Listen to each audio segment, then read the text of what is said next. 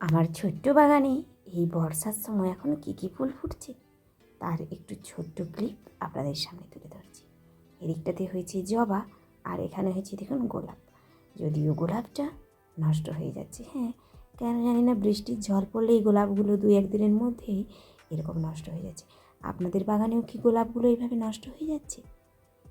এই যে গোলাপ, সবসময় একটা করে গোলাপ থাকলেও গোলাপটা টিকছে না কিছুতেই। এদিকটাতে দেখুন লাকি ব্যাম্বু। এই যে লাকি ব্যাম্বুগুলো, এগুলো আমি মাটিতে লাগিয়েছি। হ্যাঁ, টবের মধ্যে মাটিতে লাকি ব্যাম্বুর গাছগুলো কিন্তু দারুণ হয়। এমনকি বাইরের রোদ জল বৃষ্টি সহ্য করেই এদের গ্রোথ হয় অত্যন্ত সুন্দর, যা কখনোই ঘরের মধ্যে হয় না। ঘরের মধ্যে কাঁচের পাত্রের মধ্যে আমার এই মানি প্ল্যান্টগুলি ছিল। প্রতিদিনই জল পাল্টাতে হতো, সপ্তাহে সপ্তাহে ওর জল পরিষ্কার করা, পাত্রটিকে ভালোভাবে ধোয়া, রঙিন বলগুলোকে পরিষ্কার করে নেওয়া বিরাট এক ঝক্কির ব্যাপার। কিন্তু এখন আর কোনো ঝক্কি সামলাতে হচ্ছে না। টবের মধ্যে লাগিয়ে দিয়েছি যে রেনলিলিগুলো আবারও ফুটছে। এই নিয়ে 4বার ফুটলো রেনলিলি। এদিকে দেখুন একটা ছোট্ট ডাল বসিয়েছিলাম। হ্যাঁ, আমাদের এখানে একটা বড় টগরের গাছ থেকে একটা ডাল কেটে আমি বসিয়েছিলাম, আর এখন সেই ডালটি কত বড় একটি গাছে পরিণত হয়েছে। টগরের গাছগুলো কিন্তু ডাল থেকেই হয়ে যায়, বিশেষ করে এই দেশি টগর। হাইব্রিড টগরগুলোও হয়। ডাল থেকে যদি না চারা তৈরি হয়, তাহলে নার্সারিতে চারাগুলো করছে কীভাবে? আপনারা মাটির ভেতর পুঁতে দিন, মাটির মধ্যে ডাল পুঁতে দিলেই হয়ে যায়। তবে যদি মাটির মধ্যে না পুঁতে করতে পারেন, তাহলে বালির মধ্যে পুঁতুন। দেখুন আমার এখানে একটা সিমেন্টের বস্তার মধ্যে রয়েছে গাছটি, দেখেছেন? এই বস্তাটার মধ্যে আমি ডালটা পুঁতে দিয়েছি, আর একটা কি সুন্দর গাছ হয়েছে। হাইব্রিড নয়নতারাগুলো এই বৃষ্টিতে বাঁচিয়ে রাখা বড়ই কঠিন, খুব দুষ্কর এদের বাঁচানো। তবে মানি প্ল্যান্টের গ্রোথ কিন্তু সম্পূর্ণ অন্যরকম। মানি প্ল্যান্টগুলো বৃষ্টির জল পেয়ে লাফিয়ে লাফিয়ে বেড়ে ওঠে। কয়েকদিন আগে আপনাদের সামনে ভিডিও তুলেছিলাম মানি প্ল্যান্টের ট্রিটি লাগানোর। এই যে একটা বড় মানি প্ল্যান্টের ট্রি লাগানোর আমার ভীষণ ইচ্ছে ছিল। তো সেই মানি প্ল্যান্টটাই এখন কি সুন্দর রূপ নিয়েছে। জবাটাও হচ্ছে সুন্দর। এটাও আমার ডাল থেকে তৈরি করা। এটাও আমি ডাল কাটিং করে বসিয়েছিলাম।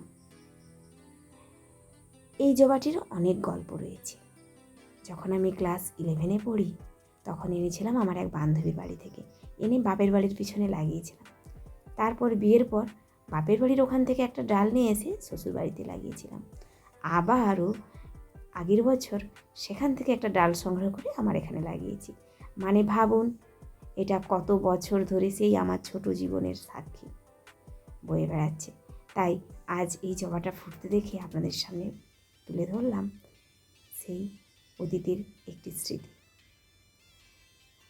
লাল জবা, ওটা নাকি মা কালীর জবা। আমাদের এখানে তো তাই বলে, মা কালীর প্রিয় ফুল, ওটাই দেওয়া হয় মা কালীকে।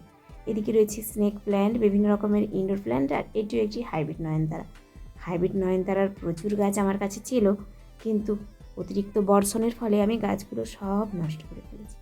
গ্রীষ্মেও আমার এখানে প্রচুর গাছ নষ্ট হয়েছে, আবার এই বর্ষাতেও হচ্ছে।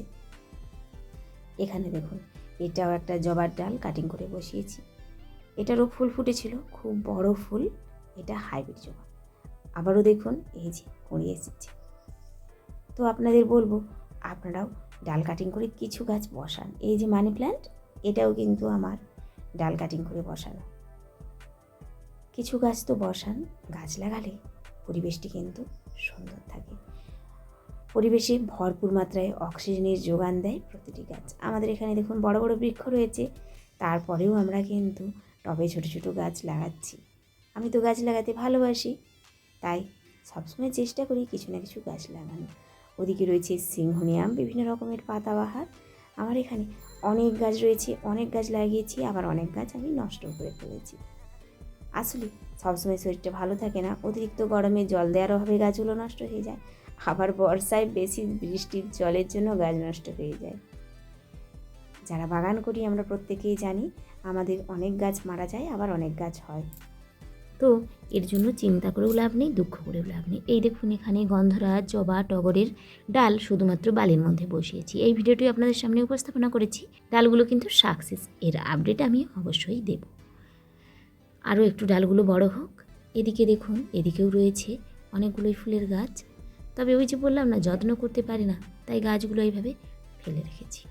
আসলে আমার এখানে জায়গাও নেই। এই যে জায়গাটা, এটা আমাদের এখানে অনেকের রাস্তা, সেই রাস্তার ধারেই আমি একটু একটু করে ছোটো ছোটো টবগুলো বসিয়ে রেখেছি।